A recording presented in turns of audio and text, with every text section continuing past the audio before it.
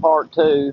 I was finishing up what I was saying about your trusses. Like I say, we put them all on the ground. The trusses, there's 18 of them, I believe, on an 80-foot shed. It does have a 16-foot to the peak, and I think the bar that goes across the trusses, which holds it from just flattening out, we call them collar ties, 15 foot to the top of those.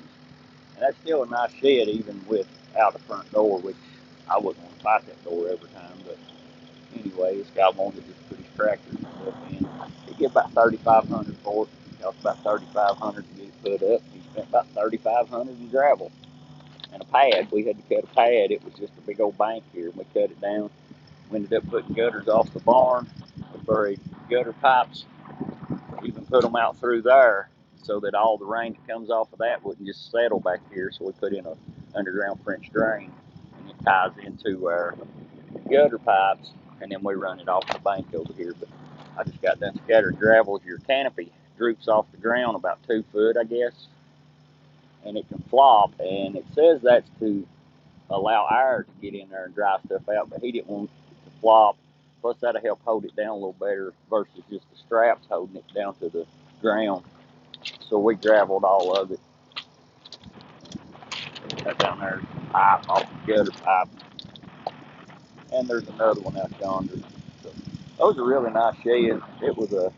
It took us 43 hours to figure that thing out, and of course we didn't work 43 straight hours. We'd come over here and work 4 or 5 hours, be so aggravated you couldn't stand it. You go home, come back next day and do it again. But once you get your frame up, you got to start putting your bars on. Make sure you put your bars to the inside on the 1, 2 on each side, but your center one goes on top of your trusses. That keeps your canopy from drooping down between your trusses whenever you're putting it on, whatever. So, like I say, four of us put the tarp on, and it was pretty easy. Then it's just a matter of pulling and tugging and getting it situated where it goes, and you'll see it's like a real dark streak. That's an extra piece of canopy, and that's your dead center. You see we got it pretty centered out through there.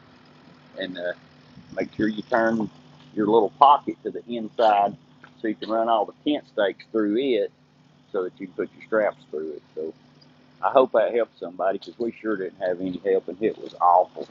And your bars back here on your end, you need to put those on your door before you fasten it to the ground, because it's got to line up with some holes in that end truss. That's the truss I was talking about, has those holes that you need to make sure that truss is put on your end so that those bars can go on it for your door. Good luck.